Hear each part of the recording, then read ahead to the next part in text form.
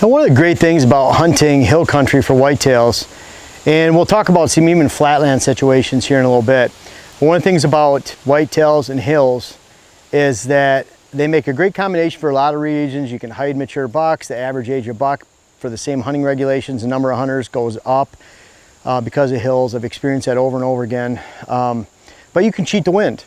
You can cheat the wind when you have hills. And that is something I do and count on every single year to shoot mature bucks in hill country. And I'm just going to go over some quick tips with you of how you can cheat the wind in hill country for whitetails. And it's really easy to do. There's no magical jet stream or wind tunnel or anything like that you have to worry about. What you have to worry about, we're in mid-level elevation right here, meaning that it's about 200 feet in elevation down to the valley below, maybe 250, and then we have 200 to 250 behind us going uphill. You can see there's a steep bluff behind me, and there's a tree stand behind me. And it looks like it's a long ways away, but it's just so steep and it's looking down. It's about a 28 to 30 yard shot right where I'm standing right here. I love this stand. I am facing north and northeast. Northeast over here, right in this range, and then north right here. On the other side of the stand, over my left shoulder over here, that's a big hollow. And what's nice is once I get my scent into that hollow in the morning, that scent will just be carried up, out, and over. It's not being jammed into the side of the hill like this. It's being pushed into that hollow and then lifted out and over, never to be smelled by a whitetail. So once I get my wind into that big hollow and it's wide and I throw my wind in there, it gets out of there. So pretty obvious. So, you know, we're planning on the deer moving right where I'm standing by the mock scrape that's to the right of the camera down there. And the movement right here, there's a beautiful trail right in front of me.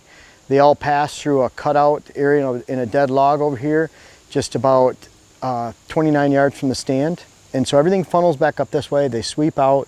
Tons of buck movement here. We saw Diego walk through here in 2015. We were sitting here and shot him the next morning up top. But you can cheat the wind by, obviously, if the wind's coming in our face, it's blowing out over that hollow or up the steep bank. And that's great, you know, or that's an obvious situation. Where you can cheat the wind is we can hunt that same stand behind me if we have a southeast wind or a south wind. And the reason for that is because if we have south or southeast winds from high up above, that means in the morning that wind's going to be tailing over and it's going to come right back in our face. So with a south or southeast wind in the morning, we're getting the same wind, putting it in the same location in the morning as if we had a north or northeast wind. South, it's going right up and over, back right into our face from behind us. And then southeast, it's actually coming right up in our face and curling back over that hollow. North, northeast, same wind. If we start getting a northwest wind, that scent blows right through here, wraps around the hollow, and blows out the deer that are on the side of the face facing to the northeast. So very narrow wind movement, but our stable wind around here in most areas of the Midwest is not a north wind.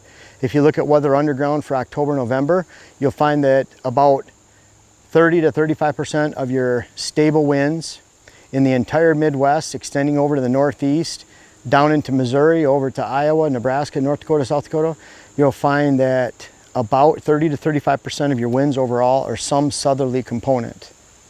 And then it's evenly shared by westerly, easterly, and northerly. Folks say, oh, it's north during the hunting season. Yeah, those are the winds you remember. Those are the hard winds. Those are the winds right in your face. Those are the brutal cold winds. But if you had north winds every day, the temperature would be dropping every day. Once the temperature comes through, drops, moderates, warms up a little bit, you'll have those stable south-southeast winds around here every single day. So we get a lot of those southeast winds. We can hunt this stand facing down to the north with winds coming up over the ridge system 200 feet high and tailing back in our face. In hill country, as a general rule, in the morning, you can hunt any kind of movement that's below your stand position because the thermals are going to be rising. You can do that at the bottom of the ridge too. Some people say you should only hunt the tops or the bucks only move in the top third, and that's all rubbish. Kind of imagine if bucks are bedding, for example, up high and they had a giant ag field next to them, that's probably not going to take place. If bucks have giant food down below, they're probably going to bed high. If they have giant food up top, they're going to bed down low. If you have food, and like around here where you have it on the top and bottom, we find bucks right in the middle.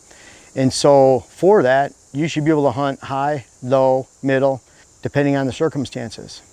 One of the best ways you can cheat the wind though is when you have that hillside to your back, and whether you're hunting at top, down the bottom, or mid-range up, you're going to get that wind to curl over and go to your face. I've shot many mature target bucks like that throughout the decades, and it's one of my number one tactics. I shoot most, I'd say 70–80% of my bucks in the morning hours, and that's one of the reasons I'm doing it in this hill country like this. You can learn to cheat the wind, and so that gives you a lot of options for stands too, where you have stands for north winds and south winds in the morning. But if you're facing downhill in the evening, eventually those temperatures moderate during the middle of the day, and you'll find that the last 45 minutes of daylight, those thermals are going to pull those winds down below. Always remember, if the temperature's increasing, those thermals are going to rise.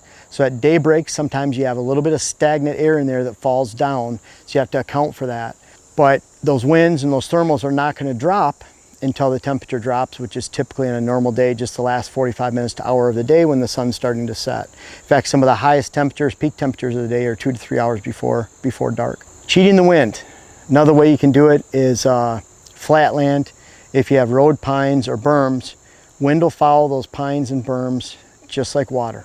So the wind comes through, wraps around those pine trees. At the end of the pine trees, it'll push it off to the side. But you can count on that happening if you have a row of pine trees. It can actually take wind into the deer or away from the deer, depending on your situation. Same with berms. So always remember that wind moves through berms, conifers, like water. And I've learned that the hard way, where I've had long food plot extending over to the right on my UP and Michigan property, winds coming from the northwest. I have food plot ending to my left and off my left knee. Northwest winds that should be in my face are hitting the conifers and wrapping right back into the food plot. So they'll follow that wind. I remedied that by just cutting out the boughs of the conifer behind me and letting the wind go right out the hole. And you can see that actually, you can see that with dust, milkweed, or I blow bubbles out of my mouth, and those bubbles will go right through that hole, and you can see that happening. Wind and hills, whitetails, great advantage because you literally can cheat the wind.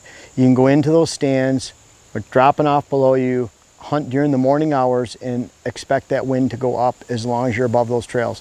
For that, you never want to be below a trail in the morning looking up at one, because just about no matter which way the wind's pointing, it's going to go towards that trail, with the exception of side hills. If you have even side hills where the wind is blowing parallel to the drop than to the ridge system, then you can expect that wind to go even with the ridge system, and if the hollow is going up to your side, it'll eventually go up that hollow.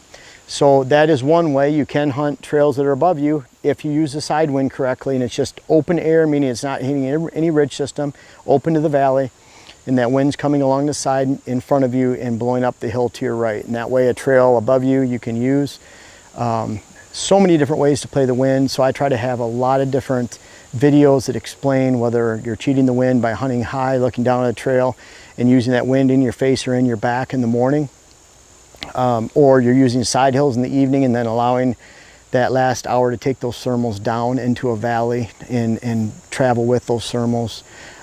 The wind will follow the sides. You can allow your wind to blow at an angle into a hollow, and then it'll turn, go down the hollow that last hour of dark. So there's a lot of things you need to think about with the wind, but learn how to cheat the wind with these morning hunts and these morning thermals, and guaranteed that's how I killed my last bucks last 2 sits in the same stand. Rich did the same thing. If you're hunting above the movement or off to the side, then you can count on where that wind's going to end up, and you can have a great hunt hunting morning thermals and taking advantage of those rising thermals in the morning and learning how to cheat the wind with a lot of different directions for one stand location.